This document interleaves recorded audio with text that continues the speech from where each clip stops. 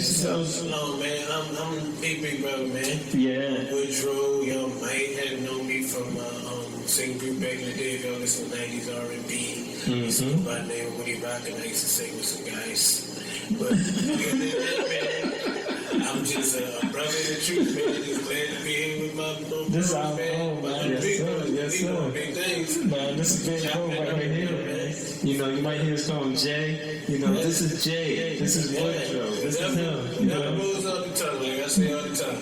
Just don't call me no big bro. Exactly. No wicked spirits out here. No wicked spirits, man. Yeah. So welcome, y'all. Welcome. You know, we want to do something a little different. We have a topic straight off the back, and we wanted to talk about ego and pride. Yeah, we forgot to actually introduce the show because we were so engulfed into it. It was amazing. Ego and pride. Ego and pride. Y'all can see us, y'all. Yeah. Y'all got to hear some real live conversation. We wasn't censoring ourselves or nothing. Not at all. It's all good. It's material for another day. Material for another day. Yeah, things, man, are amazing. You know, just the way, you know, we sit back and we analyze our mind. You know,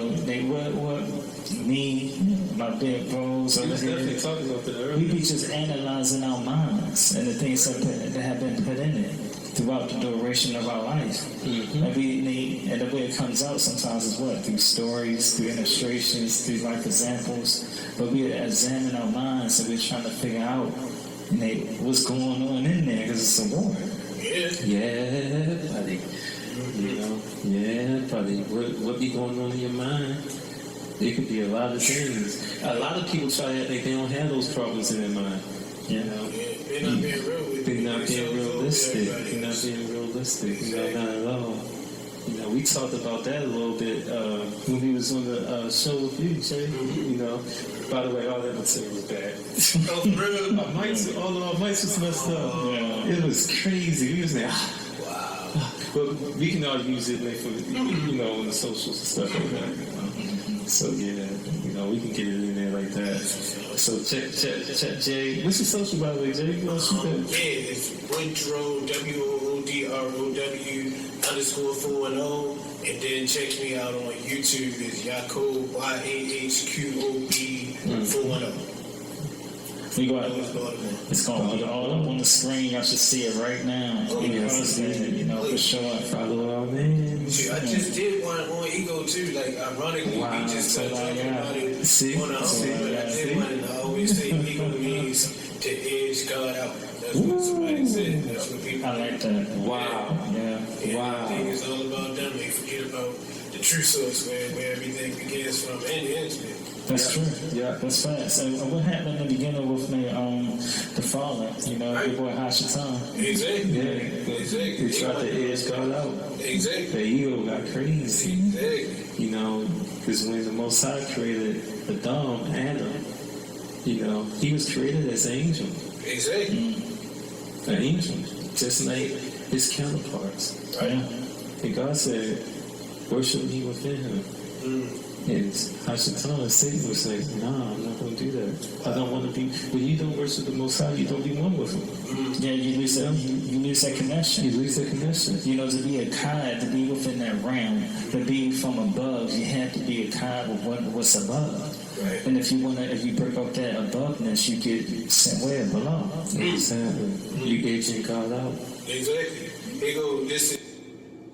What's going on? Uzziah. Thought I'd come here just now and have a quick conversation. What is today? I think it's a Thursday, you know. There's been a lot of things going on within, you know, society. Everyone knows that. Everyone knows what's going on out there. And it's translating into our inner self. Well, my inner self, and I'm pretty sure a lot of others that are currently in that situation of awakening, situation of change, situation of feeling something new transpiring, you know, and it's touching on the soul. And that brings us to the conversation of the soul. The soul. Been thinking a lot about the soul. What is the soul? It's the existence at its birthplace, at its purest form. It's innocent. It's pure. It's just pure light, the energy. You know. And throughout time, if we're not careful, our soul gets contaminated. And it has been. All of ours have. Our soul is not like it once was.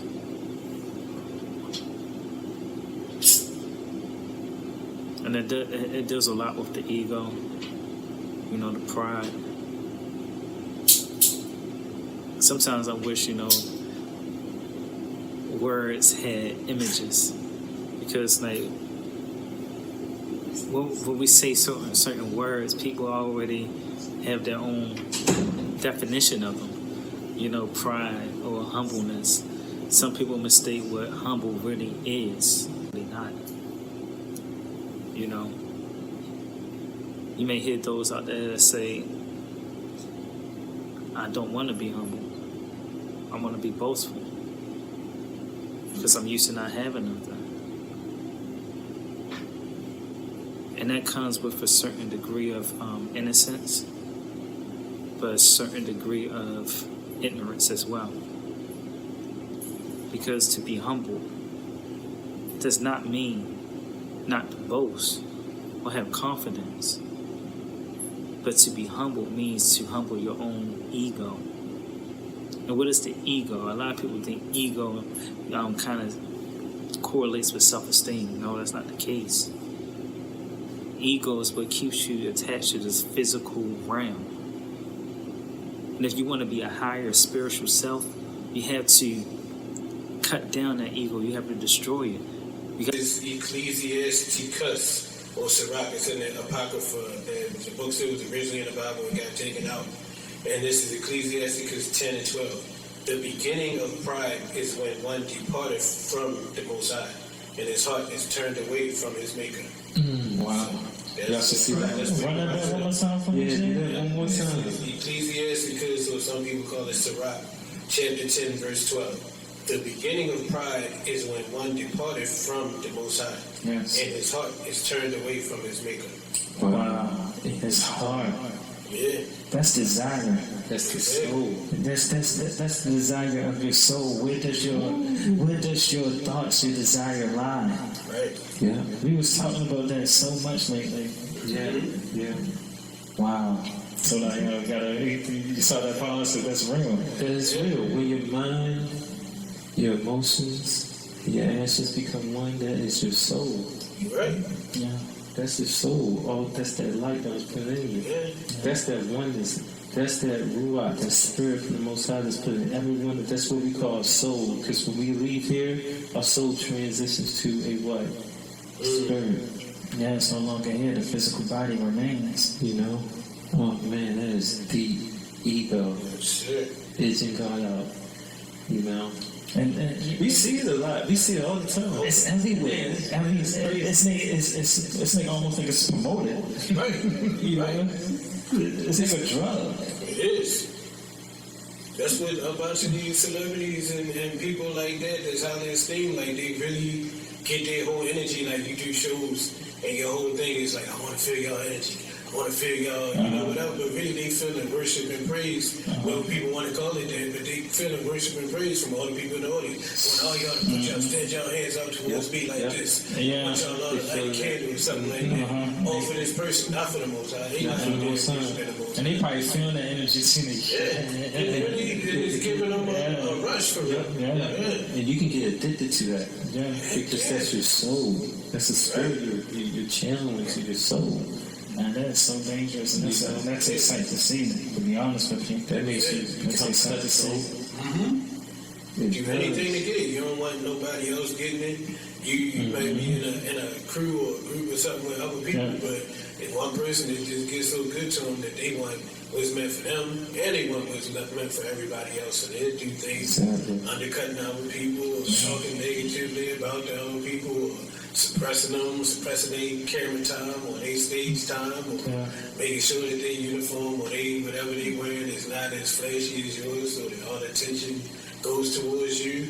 Like, people would do anything for it. That's a dark It heart. really is like a drug. Like, Yeah, you know, that's a dark heart. See, because that desire corrupts the soul. Exactly. You know, it turns that light within you into a weird gray darkness. You know, just like, you know, when we think about things, like look at the sky at night. It's filled with darkness. And I see that in a soul that has been tainted in the way you just described it. Now, I felt that from you just now. Yeah. That's scary. They say it's a God-sized hole in their heart, and only the Most High can fill that hole. But they search for the things to fill it, and that validation that they get from people. Some people search for it in drugs. Some people search for it even in food. You know, it's like it's very places that people would go looking for that satisfaction, but it's only one place that it can be found, and the one that made us all. And that brings me to this one thing that, you know, because you're hitting it. I want your opinion on this. I used to say, Nate, I used to think, and then Nate, food is the most addictive thing to man. It's Food. definitely right up there. Yeah. See, ego seems to be above that because your ego makes you desire the food. Yeah, it's the training of your desires is what it goes in. It's that battle in your mind. Exactly. Because what is it that you're listening to? Those sides of your mind. Yep. You know, Urges. to arrogance. You know, you can cross over. When you lose that battle in your mind, your emotions, your desires are going to change. And your actions is going to display the other side. So you like a ship, toss to and fro. I done been in stages personally, I'll admit it. I done been like a zombie and see myself just sleep, almost like sleepwalking. I was awake, but I was almost like sleepwalking from my bed to the refrigerator and didn't even feel hungry in my belly. It was just like something telling me, go get something to eat. Go get some food. Just eating, but that's what they call them, comfort foods. When your mind is at war, like you were saying, like that's the one of the things that can settle you down or bring you some temporary peace. It's funny that you said that because like this meme right here, Jay, you know, it's on the screen. They got ego, right? The ego. It says false self, the ego. The self that's not you, the soul that's not you. You know, that spirit that's attached to your soul, because your soul is you. That's the self. Right. And it has on the other side, y'all see the you. And they say true self, the true soul, who you know you to be.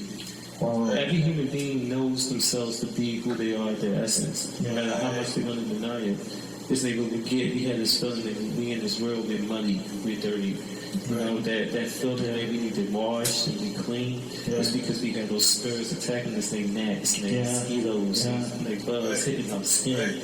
And we got all these, mosquito bites and stuff. We scratching, and that's how your soul feels. You try to peel off your spiritual attachment, different spirits that we are running and roaming around in this world. Right. And that's your false self. Exactly. That is your false self. Because, you know, you hear those in your mind. Every one of those things. Look, this is Jim Carrey. And he's saying the same thing. I'm going to send it to you. Definitely. On the screen. Jim Carrey said, your body needs to be depressed. It needs, when he basically saying that when somebody say they're depressed, that means that your body is tired of, your soul is tired of the character that you've been trying to play. He said your body needs to be depressed. It needs deep rest, as we said, deep rest means deep rest from the character that you've been trying to play. For self. For self. We all sit out there in front of people. There's people that know they timid or people that know that they shy or whatever, but when they get in front of people, they turn on this whole image. Or people that think that they are unattractive, but they turn on this whole image and they go to the extreme and start acting like they can see it. Not even just a humble balance or cool balance, like I'm cool enough, I'm good enough. They go to the thing, I'm better than everybody in this room, and then they start walking around, mean mugging or looking at people crazy, rolling their eyes, sucking their teeth at people. The whole time they feel insecure and terrible about themselves on the inside. Right. And you want to know something? That John, praise to the Most High, man. Yes, indeed. Yes,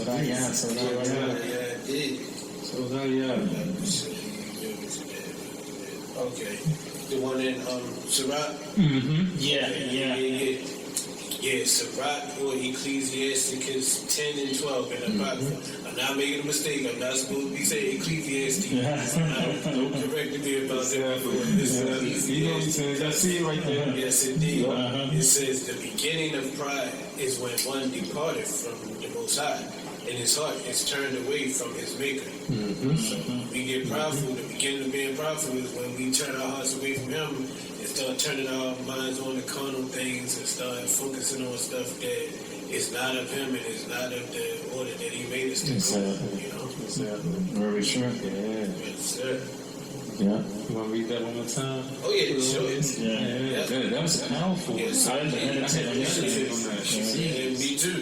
Yeah, you got to slow up and down. You just got to take it all in. Oh, yeah. That's a good one. Yeah. Sirach or 𝐓𝐴𝐭 chapter 10, verse 12. The beginning of pride is when one departed from the Most High, and his heart is turned away from his Maker. Wow. His heart. It's turned away His heart. from his maker. His desire. Yeah. His desire. You know, your thoughts. What are you desiring each day? What is your heart on? For real. Yeah. That's why we need to sit and just think. Yeah. We think together. This is called spiritual maturity. You know, it's not like you have it all the time, but you are becoming more aware of the spiritual side of things. Right. You know, which is wisdom.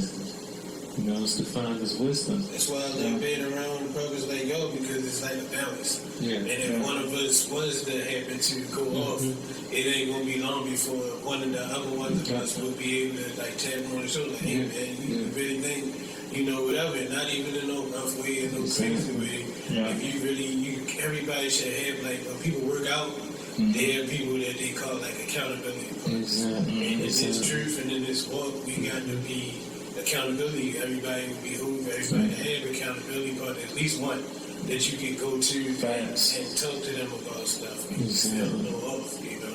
Or to see each other when they go off. Like it's a scripture that say that be constantly with a person who is like-minded and who will be sorry for you if you miscarry. Who will be sad to see you fall off. You know? I'm gonna try to find it. Oh man, that's a good one, Jay. Yeah. You know, because in order for the oneness that we speak about, Almost sounded like a song. Yeah, it's in the same book, Sirach 𝐓𝐴𝐭. And it's talking about like people that you shouldn't hang with, but then it still goes back and say, but be continually with a godly man, whom thou knowest to keep the commandments of the Most High, whose mind is according to thy mind, who's like-minded like you, and who will sorrow with thee if thou shalt miscarry. So like if you see that brother falling out the way, you'll be sad about it. You'll want to call him up. You want to be like, yo, you alright? I see you post some wild stuff online. That's how you feel right there. Ain't that cool? Yeah. You know, like you need that. Because we're after the soul. The soul should be one. The soul should be one. It's beyond gender. And this is what we were saying today in some of our messages, that people are putting masculine and feminine energy against each other. You know, it's these movements that's putting all the energies of the gender side against each other. But we eliminate their ego, but we understand what true oneness is. It's the soul. You know, us three can be one. You know, and we can also be one with a woman or multiple at the same time, with us still being one to the Most High. Because we always have to have a master. We can't have two masters. Not at all. Not at all. You know, you're going to either love the one or hate the other. You can't be one with two things, two masters. You know, because oneness doesn't work that way. It just doesn't, because oneness is no hole in it. There's no corruption. You know, it's complete. Nothing can seep in. If anything seeps in, you're no longer one with the Most High. You're one with the Master of the world. And that's why, you know, one thing that really sticks out to me, when they say they narrow is the way, when you think about that and you really I guess break that apart, you know, what's the way? You know, how do you get the way? You know, the foundation, of course, is Torah. Yet, then how do you keep it? You got to keep it in your thoughts. That's why they say meditate on it day and night. What is meditation? It's going within. You know, it starts in your mind, your thoughts. to desire, which is from above each day. It's not a race. It's not a marathon. It's a lifestyle. Mm-hmm. It's something you just have to live constantly because even if we do it through our whole human existence, what about when we leave here? That's what happened in the beginning. We wasn't always here. Right. You know what I'm saying? Our desires within our minds. That's why if we just sit and we think, what occupies my mind the most? What is the majority of my thoughts on? That's that battle. And it's crazy, Jay. It's like, a lot of people that we was talking about before, like, some people actually don't admit that they have these battles in their mind. Right. They rather say it don't exist. It just is. I don't think. Right. What are you talking about thinking? I don't have time to think. You got time to think? I don't think. Right. So that is an abstract thing. That's why they can get away with it. Exactly. They can change the definition of it on the fly. Yeah, Because everybody has this consensus that we all think right. as human beings. Right. That's an abstract thing. Thinking doesn't have anything to do with your brain. We can physically see our brain. It's what's within, inside. And nobody can call them out on it. Like, you can't prove it. Like, we can't prove that somebody was having a thought. The only evidence that we have in their thoughts is their actions. Exactly. Because of the abundance of the heart is going to spill out of your mouth, it's going to spill out in some of your actions. Until they do actions that we can't tell them, we can't prove that's what they was thinking. But we know, and they know deep down, that people is to be honest with themselves. A lot of times they admit that they have certain thoughts and stuff, but there's so many people that just want to appear, once again, back to what we was talking about originally, that false self. The false self is perfect and goody two shoes. I never do nothing wrong. I never even think. I never even had the wrong thought. Come on now, be real with myself. We see this. You said something, Jay. You said it spills out. Yeah. This happens a lot in relationships too. Yeah. Make that meme right here, Jay. The you see I love that. the you is the true self. The true self, the ego. The ego is your false self. Right. False. Keyword on false. Right. Keep it real. Keep it a stack. That's what people like to say, but then do the opposite. Yeah. Yeah, man. Keep it real. If you don't keep it real with nobody else, at least keep it real with yourself. Keep it real with the Most High, because He can see them thoughts. We can't see them, but He can see them. And guess what these thoughts are? Because we said they were abstract, right? What's abstract is likened to what? Spiritual. Because you can't feel it, you can't touch it, but you know it's there. You know it's there. The invisible shall become visible, and the visible shall be made known.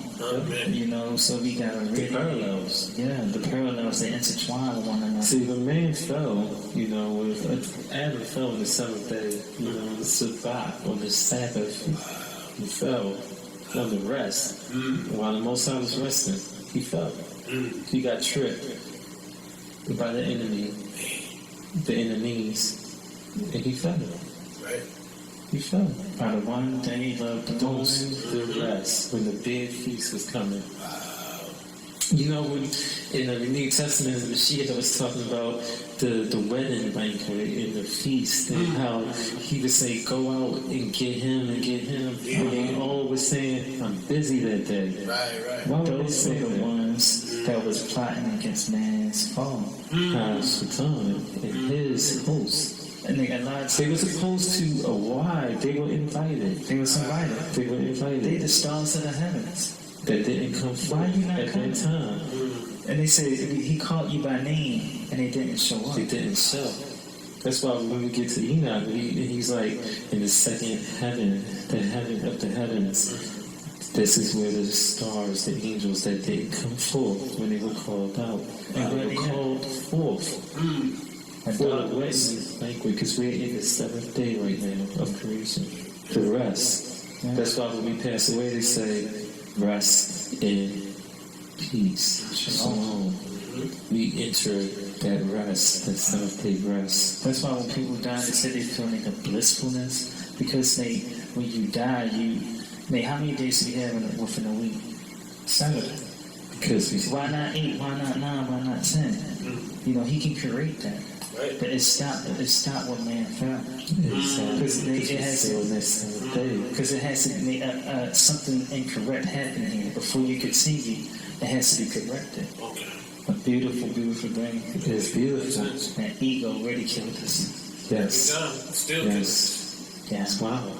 You're right though, Jay. That is like our biggest job. Yeah. Yeah. You do anything to feed it, man. It's like people just, it's sickening to the extent that people go to feed their ego and only for it to be emptied out all over again and got to keep constantly filling. It ain't even like a one-time thing. That thing is always hungry. Yeah. You know, it would take your money more than food. It's like filling your gas tank up. It will. You done filled it up and then you got to, right, baby, put some more back in there. You know, I didn't even go far. Exactly. I need no way. Bring it home. It's a gas guzzler. Energy transfers, you know. Yes, it because does. like you were saying earlier, we're in the spiritual world, living in the manifestation of the physical because of that transgression on the seventh day, the parallels were created. And we in a fallen state. The one became two, and now that we are two, what will we do? Peace and war. Peace and war. Yeah. That's why the ego and the you is a parallel. It's a split. They're unbalanced. You know, the ego is the rebellion starting with 𝐓𝐴𝐻𝐿, Satan. You know, within my family, we have a great illustration